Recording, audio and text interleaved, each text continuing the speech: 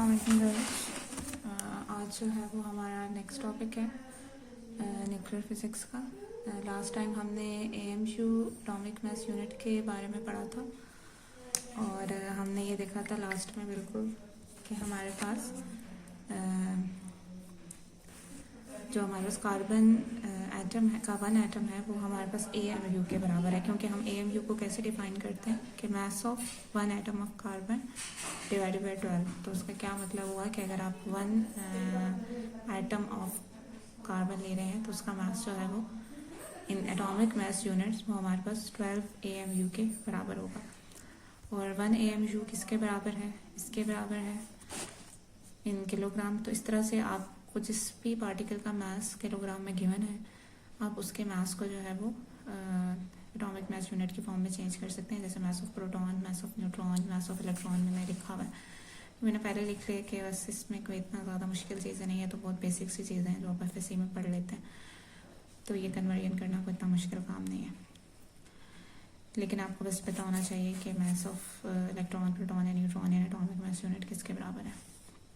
फिर उसके बाद हम ये देखते हैं कि अगर हमने डेंसिटी निकालनी, न्यूक्लियर डेंसिटी अगर हमने निकालनी है किसी पार्टिकल की, तो उसका क्या तरीका, किसी एटम की निकालनी है न्यूक्लियर डेंसिटी, तो उसका क्या तरीका है।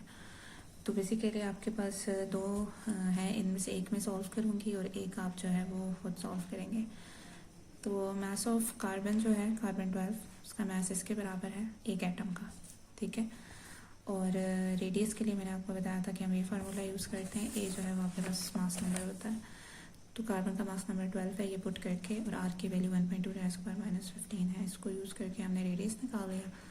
फिर उस रेडियस से हमने वॉल्यूम निकाल लिया जो कि 4/3 πr³ के बराबर है वॉल्यूम। अगर हम उसको स्फेरिकल ले कंसीडर करें तो ओबियसली एक अजम्पशन ही है एग्जैक्टली स्फेरिकल, अगर हम उसे कंसीडर करें तो हम उससे फार्मूले से उसका वॉल्यूम निकाल सकते हैं। वॉल्यूम निकाल लिया तो हमें एक एटम का मास पता है, उसको वॉल्यूम से हम डिवाइड कर लेंगे। हमें पता है डेंसिटी जो है वो मास ओवर वॉल्यूम होता है, तो हमारे पास क्या आ जाएगी, डेंसिटी आ जाएगी एक एटम की। इसी टेक्निक को यूज़ करते हुए आपने गोल्ड के लिए भी निकालनी है 197, उसका एटॉमिक मास नंबर है। उसकी डेंसिटी आप जब कैलकुलेट करेंगे तो वो भी वही आएगी जो कि आपके पास कार्बन एटम के लिए डेंसिटी आई है। अगर ये तो इनके न्यूक्लियर डेंसिटीज़ हैं, लेकिन अगर आप इनकी एटॉमिक डेंसिटीज़ को देखें, ठीक है, तो बेसिकली आपके पास दोनों की एटॉमिक डेंसिटीज़ जो है, न्यूक्लियर डेंसिटीज़ दोनों की सेम है, और जो इन टर्म ऑफ 10⁻17, लेकिन एटॉमिक डेंसिटीज़ जो है वो दोनों की डिफरेंट हैं। कार्बन की कम है, गोल्ड की ज़्यादा है, ठीक है। तो बेसिकली ऐसा क्यों है कि हमारे पास इनकी न्यूक्लियर डेंसिटीज़ जो है वो सेम है। तो बेसिकली उसका रीज़न है कि हमारे पास एक्चुअली जो डेंसिटी है, न्यूक्लियर डेंसिटी, वो आपके पास जो है वो एटॉमिक मास नंबर पे डिपेंड ही नहीं कर रही है, ठीक है। देखिए किस तरीके से आपको पता है, अगर आप कोई भी आप ले लें न्यूक्लियड ले लें जिसका मास नंबर ए है, न्यूक्लियस ले लें जिसका मास नंबर ए है, उस मतलब ए नंबर ऑफ न्यूक्लियॉन्स उसके न्यूक्लियस में मौजूद हैं। तो एक न्यूक्लियॉन का मास अगर स्मॉल m है तो total A number of nucleons मौजूद हैं, तो उसके न्यूक्लियस का मास कितना हो जाएगा, am किलोग्राम, ठीक है। m मास है 1 न्यूक्लियॉन का। तो वॉल्यूम ऑफ द न्यूक्लियस जो है वो क्या होता है, 4/3 πr³, ठीक है। और यहाँ पे आप जो है वो r जो है वो किसके बराबर लेते हैं, r0 a पावर 1/3। तो जब आप उसको इसमें पुट करेंगे तो 4/3 πr³ में जब ये वैल्यू पुट करेंगे तो वो इसके बराबर आएगी।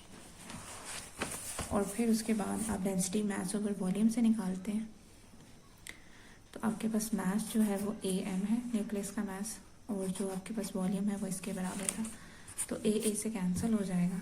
और आप देखें तो ये सिर्फ mass of the nucleon and r0 जिसकी वैल्यू सबके लिए कांस्टेंट है, मास ऑफ न्यूक्लियॉन भी ओबियसली हर न्यूक्लियस के प्रोटॉन या न्यूट्रॉन का मास डिफरेंट तो नहीं होता, वो तो सेम ही होता है। तो उधर से आपके पास न्यूक्लियर डेंसिटी आ जाती है। नेक्स्ट जो है वो हमारे पास जो टॉपिक है वो है एनर्जी।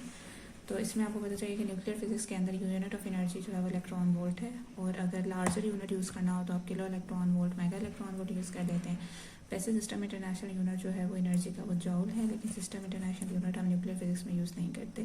इलेक्ट्रॉन वोल्ट का मतलब ये होता है कि वो एनर्जी जो कि एक इलेक्ट्रॉन कैरी करता है जब आप उसको एक्सेलरेट करते हैं बाय 1 वोल्ट। इसके अलावा ये कि आपको अच्छे से पता है कि 1 इलेक्ट्रॉन वोल्ट जो है वो किसके बराबर होता है। चार्ज ऑफ 1 इलेक्ट्रॉन जो है 1.7 × 10⁻⁻⁹ कूलम है। और ये आपके पास 1 वोल्ट को इसी तरह रहने दें तो ये आपके पास 1 इलेक्ट्रॉन वोल्ट आ जाएगा। ये जो है बन जाएगा 1.6 × 10⁻⁹ जॉल के बराबर आ जाएगा। तो 1 इलेक्ट्रॉन वोल्ट बराबर है 1.6 × 10⁻⁻⁹ जॉल। किलो जो है अगर आप 10 को 1 किलो इलेक्ट्रॉन वोल्ट करेंगे तो इसको आप 1000 से मल्टीप्लाई कर दें ऊपर वाली वैल्यू को, और अगर आप 1 मेगा करेंगे तो ऊपर वाली वैल्यू को आप 10 को पावर 6 से मल्टीप्लाई कर दें। ठीक है, तो आपके पास नॉर्म आपके बुक के अंदर एक टेबल बना हुआ है 1.1, वो आप देख लीजिएगा, जो फर्स्ट चैप्टर आपने कॉपी करवाया।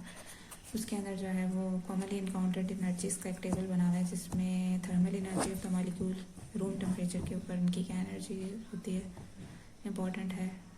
वो तकरीबन 2.5 × 10⁻⁻² इलेक्ट्रॉन वोल्ट है। विजिबल लाइट फोटोन की क्या एनर्जी रेंज है, ionization energy of hydrogen atom, approximate energy of electron striking, a colour television screen, मतलब on a colour television screen मतलब जो इलेक्ट्रॉन टेलीविजन की स्क्रीन पे आके स्ट्राइक करते हैं जिसकी वजह से हमें इमेज नज़र आता है, उनकी क्या एनर्जी होती है। High energy diagnostic medical X-ray photons, मतलब ये डेली लाइफ में जो हम इनकाउंटर करते हैं इनकी एनर्जी रेंजेस हमें पता होनी चाहिए।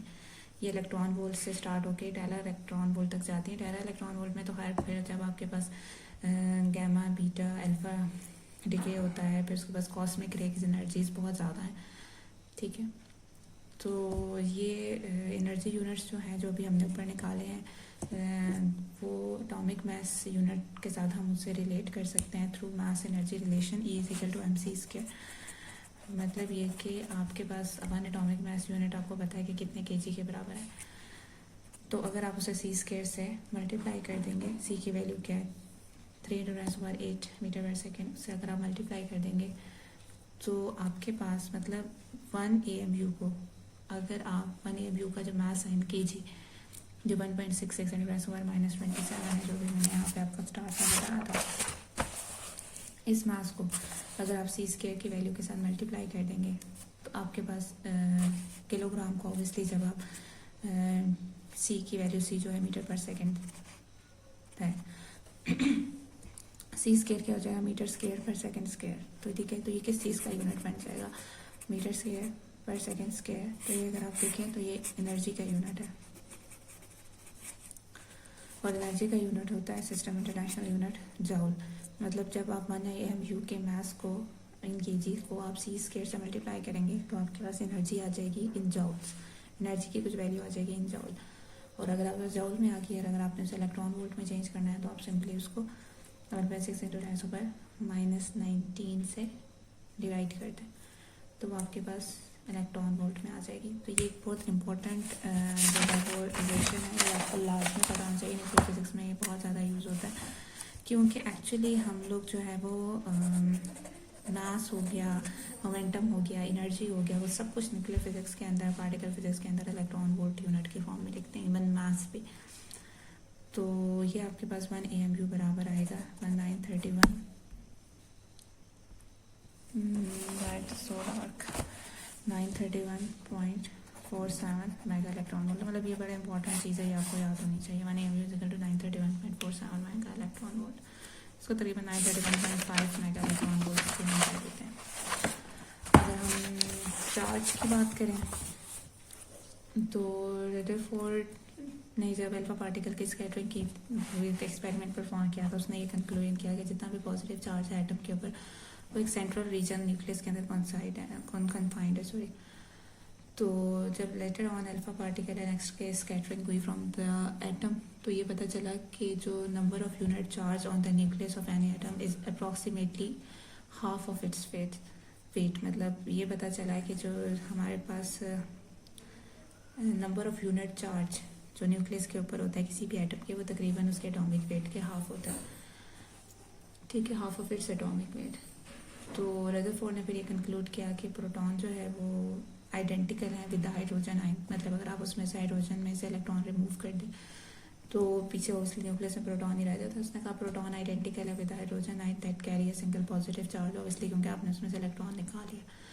क्योंकि हाइड्रोजन एटम न्यूट्रल है और चार्ज होता है प्रोटॉन में, तो फिर उसने ये कहा कि जो charge on the proton must be equal to that of the electron. क्योंकि देखें, बात कहने का ये है कि हाइड्रोजन में से अगर आप इलेक्ट्रॉन निकाल दें तो वो बिल्कुल प्रोटॉन की तरह बिहेव करना शुरू हो जाता है, और हाइड्रोजन में अगर इलेक्ट्रॉन ना निकालें तो हाइड्रोजन जो है वो न्यूट्रल है।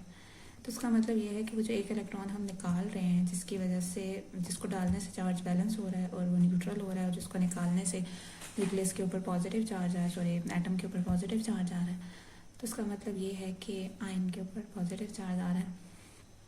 तो इसका मतलब ये है कि वो जो चार्ज है वो इलेक्ट्रॉन के चार्ज के ऑपोजिट है, मतलब मैग्नीट्यूड उतना ही है लेकिन साइन ऑपोजिट है, तभी तो वो बैलेंस हो रहा है कि इलेक्ट्रॉन के चार्ज से जो है वो प्रोटॉन का चार्ज बैलेंस हो रहा है। तो इट्स मीन के प्रोटॉन के ऊपर वही चार्ज है जो कि इलेक्ट्रॉन के ऊपर है, बस उसका साइन ऑपोजिट है।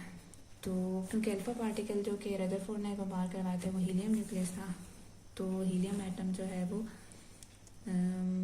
अगर उसमें से, मतलब अल्फा पार्टिकल, हीलियम न्यूक्लियस का ये मतलब है कि आप हीलियम के एटम में से 2 इलेक्ट्रॉन निकाल दें, तो इसका मतलब ये हुआ कि हीलियम के न्यूक्लियस के ऊपर पॉजिटिव चार्ज है जो कि 2 इलेक्ट्रॉन के चार्ज के बराबर है, और ई जो है वो 1 इलेक्ट्रॉन का चार्ज है, तो मतलब 2e है उसके ऊपर चार्ज। तो इसका मतलब ये हुआ था कि न्यूक्लियस के ऊपर जो भी चार्ज मौजूद होता है वो z टाइम, मतलब number of proton multiply by charge of single electron, ठीक है, पॉजिटिव साइन में। अब जो इम्पोर्टेंट चीज़ है बेसिकली वो हमारे पास है बाइंडिंग एनर्जी।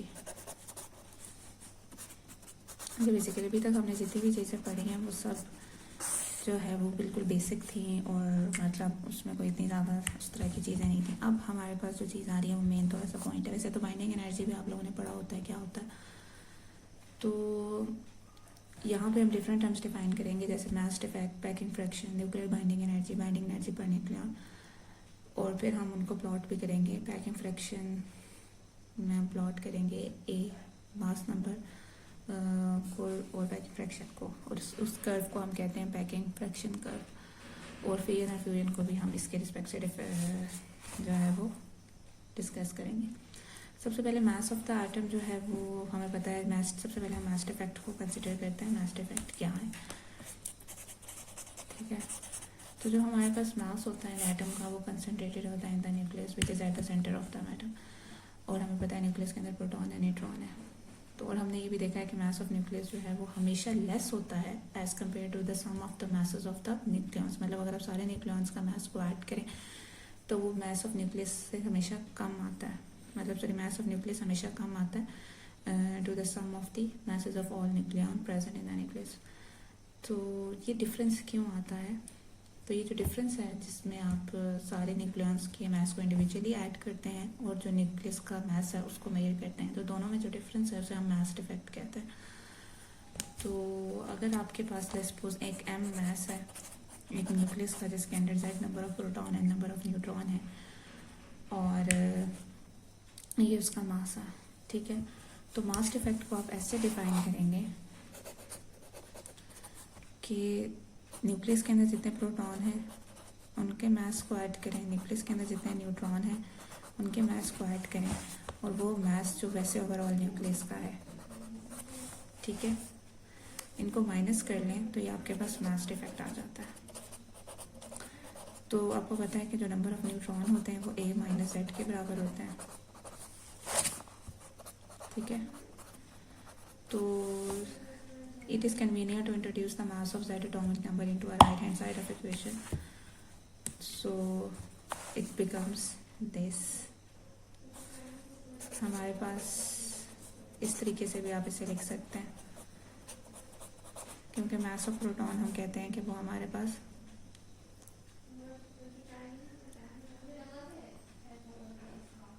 न्यूट्रल हाइड्रोजन और एम जो है वो न्यूट्रल हाइड्रोजन का मास है, और m जो है वो सिंपल आपके पास न्यूक्लियस जिसको हम स्टडी कर रहे हैं उसका मास है।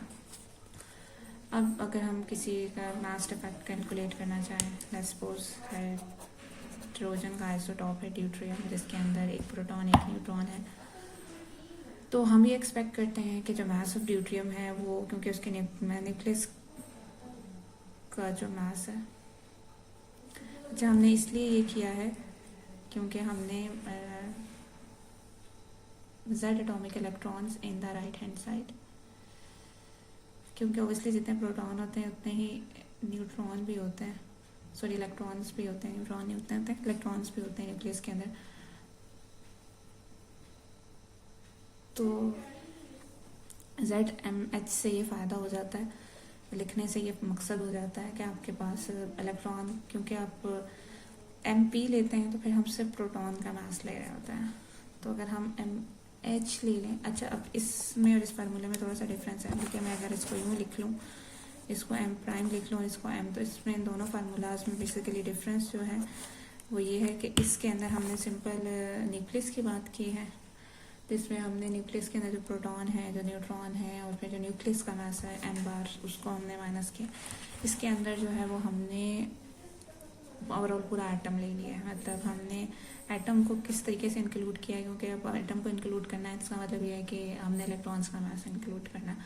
तो इलेक्ट्रॉन का मास हमने इस तरीके से इंक्लूड कर लिया कि हमने प्रोटॉन का मास पुट करने की बजाय हम हाइड्रोजन एटम का मास पुट कर देते हैं, मतलब जो ऑब्वियसली जितने प्रोटॉन होंगे उतने ही इलेक्ट्रॉन भी होंगे। तो एक हाइड्रोजन मास एटम का मास पुट करने का मतलब ये है, अगर Z प्रोटॉन है तो इसका मतलब है कि आप Z proton plus Z electron का मास पुट करें, और M⁻ की जगह M जो है, इसका मकसद ये है कि M⁻ तो सिर्फ न्यूक्लियस का मास था, M जो है वो ओवरऑल पूरे एटम का मास हो जाएगा। तो इस तरीके से आपके पास पूरा एटम कंसीडर भी हो सकता है अगर आप इलेक्ट्रॉन्स को भी डाल दें। खैर, अब हमारे पास हम ड्यूट्रियम के लिए कर रहे हैं, हम भी एक्सपेक्ट करते हैं कि इसके न्यूक्लियस में एक प्रोटॉन एक न्यूट्रॉन है, तो उस लिहाज से तो उसका जो न्यूक्लियस का मास है वो प्रोटॉन और न्यूट्रॉन के मास को ऐड करके आ जाएगा। तो अब हम we would expect the mass of deuterium to be equal to the mass of one proton, लेकिन अब क्योंकि हम यहाँ पे हाइड्रोजन ले रहे हैं, तो ड्यूट्रियम का ओवरऑल मास, क्योंकि उसके अंदर एक इलेक्ट्रॉन भी है, तो इसका मतलब ये है कि ड्यूट्रियम का ओवरऑल मास किसके बराबर हो जाएगा, मास of one hydrogen atom plus one neutron, क्योंकि हाइड्रोजन एटम के अंदर एक इलेक्ट्रॉन एक प्रोटॉन है, न्यूट्रॉन मिसिंग है। डिफरेंस क्या है ड्यूट्रियम से कि ड्यूट्रियम के पास एक न्यूट्रॉन ज़्यादा, तो आप हाइड्रोजन का मास प्लस न्यूट्रॉन का मास करेंगे तो आपके पास एक्सपेक्टेड ड्यूट्रियम का मास आ जाता है, ठीक है। लेकिन जब ड्यूट्रियम का मास मेजर किया गया, क्योंकि ओबियसली जब आप मास मेजर करते हैं तो वो इलेक्ट्रॉन निकाल के तो नहीं करते हैं ना, इलेक्ट्रॉन के साथ ही करते हैं, तो जब मास मेजर किया गया तो वो हमारे पास डिफरेंट आया। आप अपने बुक में से देख लीजिएगा, मैं सिर्फ आपको समझा रही हूँ। तो जो मास पे दोनों का जो डिफरेंस आया वो देखा, तो बेसिकली आपके पास जो डिफरेंस था दोनों का वो आया 0.002388 AMU, तो ये मास डिफेक्ट हो गया। तो ये जो मिसिंग मास है ये हमने कहा कहाँ जा रहा है, तो बेसिकली ये फिर एक्सपेक्ट किया गया कि आपके पास ये जो मास है ये एनर्जी में कन्वर्ट हो रहा है। तो क्योंकि जब कोई पर्टिकुलर एटम बनता है, जब उसमें इलेक्ट्रॉन प्रोटॉन न्यूट्रॉन कंबाइन होते हैं तो certain amount of energy release होती है, तो वो जो एनर्जी रिलीज़ हो रही है वो कहाँ से आ रही है, वो बेसिकली ये जो मास है वो एनर्जी में चेंज हो रहा है। तो मतलब अगर आप उस एटम को ब्रेक करना चाहेंगे तो यही जो एक्स्ट्रा एनर्जी जो रिलीज़ हुई है, यही एनर्जी आपको उस एटम को देनी पड़ेगी उसको ब्रेक करने के लिए। तो इधर से फिर हमने ये कंक्लूड किया कि मास इफेक्ट है वो binding energy of an atom है, मतलब जितना ज़्यादा मास इफेक्ट होगा उतनी ज़्यादा एनर्जी रिलीज़ होगी और उतनी ज़्यादा एनर्जी देनी पड़ेगी आपको उस एटम को ब्रेक करने के लिए। तो जितना ज़्यादा बाइंडिंग एनर्जी होगी उतना टाइटली न्यूक्लियस आपस न्यूक्लियॉन्स बाउंड होंगे इन द न्यूक्लियस। तो यहाँ से हम एक और टर्म डिफाइन करते हैं, पैकिंग फ्रैक्शन।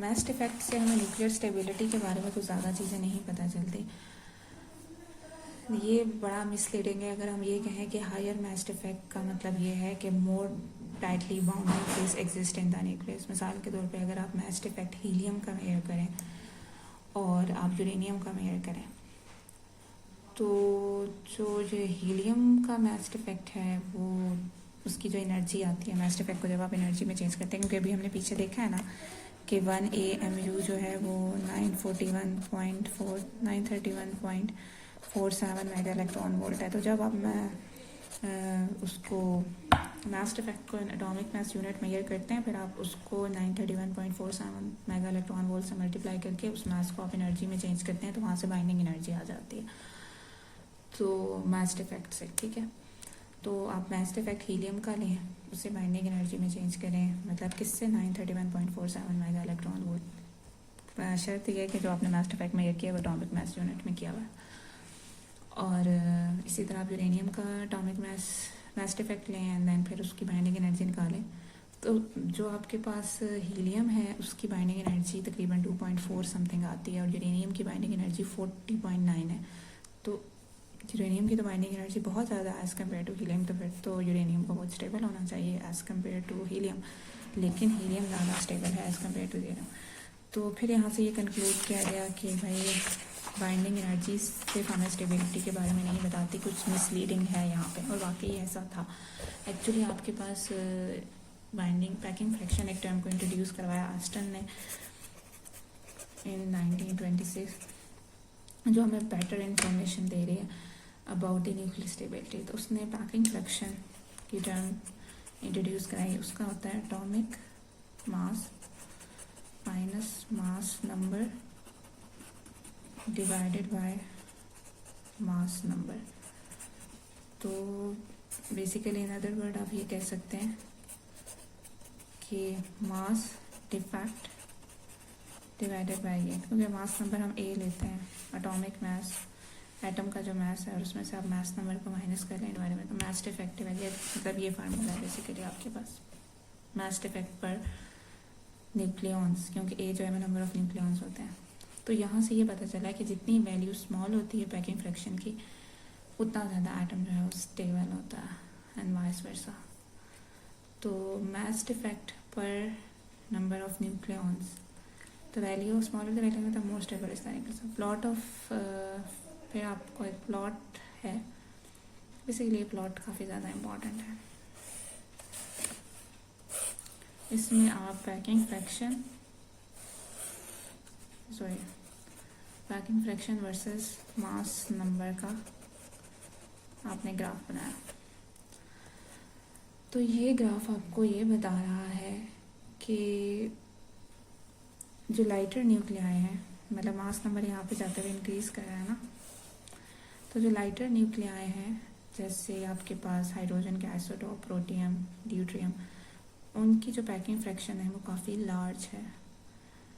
तो उसका मतलब ये है कि उसके जो न्यूक्लियॉन्स हैं वो लूजली बाउंड है। In fact out of all unknown stable nuclei, nucleons in deuterium are most loosely bound. और जैसे जैसे मास नंबर इंक्रीज कर रहा है अप टू 16 आप चाहते हैं, तो पैकिंग फ्रैक्शन डिक्रीज करती रहती है। और ये तकरीबन आपके पास यहाँ पे तकरीबन ज़ीरो के पास आ जाती है, यहाँ पे ज़ीरो अप्रॉक्सीमेटली है जब ए इज इक्वल टू 16 के ऊपर। और ये आपके पास किस पे ज़ीरो हो रही है, ए इज इक्वल टू 16 किसके लिए होता है, ऑक्सीजन के लिए।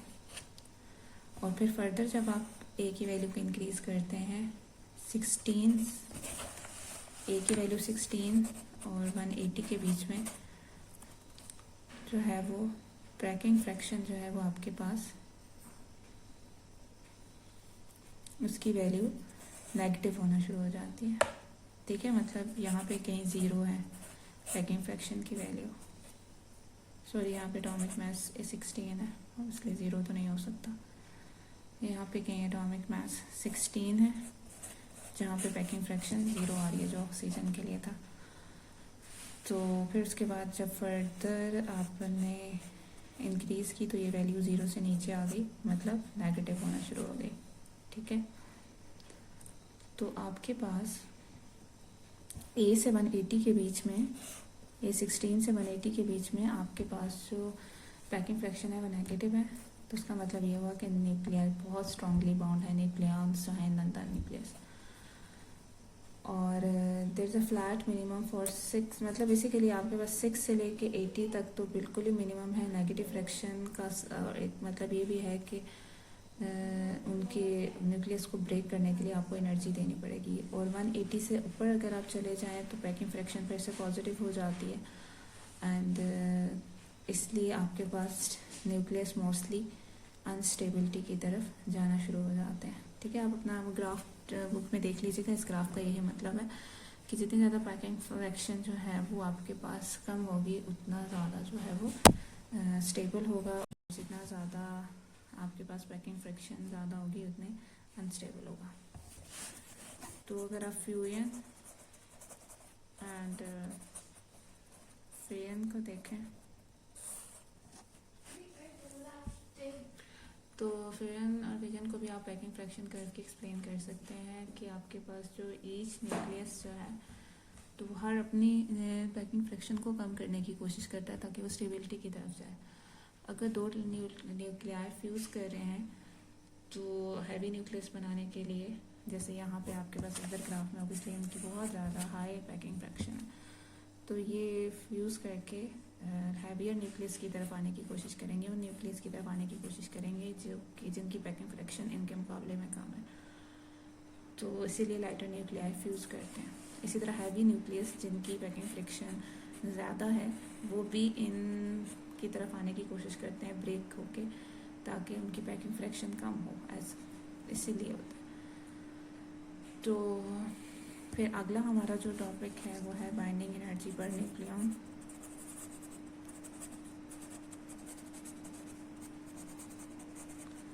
तो जितना इलेक्ट्रॉन प्रोटॉन न्यूट्रॉन को कंबाइन करके एटम बनाने के लिए जितनी एनर्जी रिक्वायर होती है या जितनी एनर्जी रिलीज होती है या उनको तोड़ने में जो एक्चुअली जितनी एनर्जी रिक्वायर होती है वो सब हम मास इफेक्ट से मेजर करते हैं।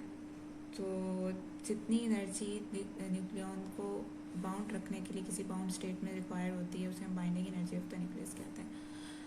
तो आपके पास बाइंडिंग एनर्जी जैसे मैंने आपको बताया, आप कैलकुलेट करने का मैं आपको तरीका भी बता देती हूँ। अगर आपके पास कोई पार्टिकल है ऑफ एन एटम जिसको आप इस तरीके से लिख सकते हैं, तो इसका जो मास होगा वो आपको obviously masses of z proton और a minus z neutron and z electron. ठीक है, तो mass of one proton and one electron can be written as the mass of one hydrogen atom, जैसे मैंने पहले बताया। So mass of z proton and z electron can be written as zmh। ठीक है, therefore the binding energy of this nucleate with mass a z is given as binding energy zmh plus a minus zmn minus m a z। और फिर अगर आपने binding energy निकालनी है तो ये सब करने के बाद आपने इसको सी स्क्वायर से मल्टीप्लाई कर देना है। और ये आप पेज का फोल्ड करके शायद नज़र नहीं आ रहा, ठीक है, सी स्क्वायर से मल्टीप्लाई कर देना। इस इक्वेशन को ड्राइव करते हुए हमने बाइंडिंग एनर्जी ऑफ इलेक्ट्रॉन को इग्नोर किया है क्योंकि वो एनर्जीज काफ़ी स्मॉल है। ये जो बाइंडिंग एनर्जी है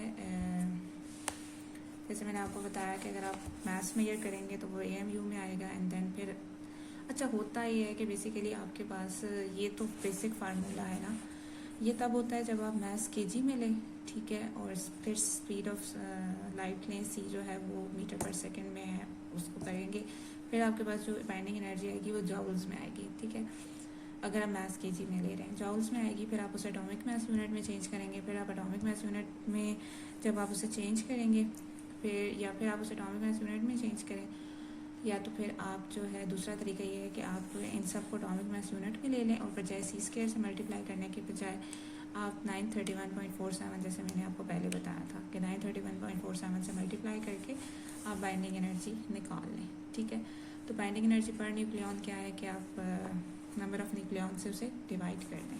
ठीक है, तो बाइंडिंग एनर्जी पर न्यूक्लियॉन आ जाएगी। ठीक है, तो binding energy per nucleon versus mass number graph भी आपकी बुक के अंदर प्लॉट किया गया है। अच्छा, packing fraction and binding energy per nucleon दोनों का ग्राफ बिल्कुल ऑपोजिट्स है, लेकिन मतलब दोनों का ही ऑलमोस्ट सेम है। अच्छा, डिफरेंस ये है कि पैकिंग फ्रैक्शन में हमारे पास ये होता है कि packing fraction mass defect divided by number of nucleons, और इसमें है binding energy divided by number of nucleons. तो पैकिंग फ्रैक्शन जिसकी कम होती है वो उतना स्टेबल होता है, और जिसकी ज़्यादा होती है वो उतना अनस्टेबल होता है, और बाइंडिंग एनर्जी जिसकी जितनी ज़्यादा होती है वो उतना ज़्यादा स्टेबल होता है। इसलिए इसका ग्राफ यूँ आ रहा है कि ये वो हैं जिनकी बाइंडिंग एनर्जी कम है, ये अनस्टेबल हैं। ये सेंटर वाले, जैसे वहाँ पे वो सेंटर वाले नीचे की तरफ आ रहे थे, स्टेबल वाले यहाँ पे यूँ, क्योंकि जिन यहाँ के इसमें बाइंडिंग एनर्जी पर न्यूक्लियॉन जिसकी इतनी ज़्यादा वो उतना ज़्यादा स्टेबल है। आपके पास अगर आपके पास मास नंबर स्मॉल हो तो फ्रॉम 12 तो binding energy per nucleon less होती है, और जब ए इंक्रीज़ करते हैं तो ये इंक्रीज़ करती है। अराउंड 50 जो है फ्लैट मैक्सिमा आ जाता है आपके पास binding energy per nucleon. Approximately जो है वो 8.8 मेगा इलेक्ट्रॉन वोल्ट हो जाती है, और उस स्लोली ड्रॉप होती है to 8.4 mega electron volt at A is equal to 140। तो जो average value binding energy per nucleon की between A is equal to 50 and is equal to 140 वो तकरीबन 8.5 मेगा इलेक्ट्रॉन वोल्ट है, और above 140 binding energy per nucleon decrease करना शुरू हो जाती है, और at A is equal to 30 इसकी वैल्यू 7.6 मेगा इलेक्ट्रॉन वोल्ट तक चली जाती है, और फर्दर रिड्यूस होती है जो ए इंक्रीज़ करता है। शार्प पीक्स आपको, वैसे ये तो मैंने बड़ा स्मूथ सा कर्व बनाया है, आप अपनी बुक में देखेंगे तो आपको बीच में कुछ शार्प पीक्स भी नज़र आएंगी। जो short peak helium, barium, carbon और ऑक्सीजन न्यूक्लियाई में वो ये शो कर रही है कि ये बहुत ज़्यादा स्टेबल है दैन द नेबरिंग न्यूक्लियाई, मतलब बिल्कुल स्मूथ कर्व नहीं होती, बीच में कुछ इस तरह की पीक्स भी आ रही होती हैं। वो पीक्स ये शो कर रही हैं कि बाकियों से बहुत ज़्यादा स्टेबल है। अगर हम दो लाइटर न्यूक्लियाई लेके उन्हें फ्यूज़ करें तो वो आपके पास जो रिजल्टेड आना चाहिए उसकी बाइंडिंग एनर्जी जो है वो ज़्यादा होनी चाहिए, ऑब्वियसली तभी वो स्टेबल होगा। तो there is a gain in binding energy, इसीलिए जो है वो फ्यूजन ऑफ लाइटर न्यूक्लियाई जो है वो ज़्यादा फिजिबल है इसीलिए। और अगर हम हैवी न्यूक्लियस लें और उनको लाइटर न्यूक्लियाई में जो है वो ब्रेक करें तो वहाँ पे भी अगेन नेट गेन होगा बाइंडिंग एनर्जी में, मतलब जो रिजल्टेंट आएगा आपके पास प्रोडक्ट आएगा उसकी बाइंडिंग एनर्जी ज़्यादा होगी as compare to parents nuclei. तो इसीलिए फियन हैवी न्यूक्लियस की ज़्यादा एनर्जेटिकली फिजिबल है, और फियन जो है वो लाइटर न्यूक्लियाई की फिजिबली एनर्जेटिकली फिजिबल है, और फियन जो है वो हैवी न्यूक्लियाई की।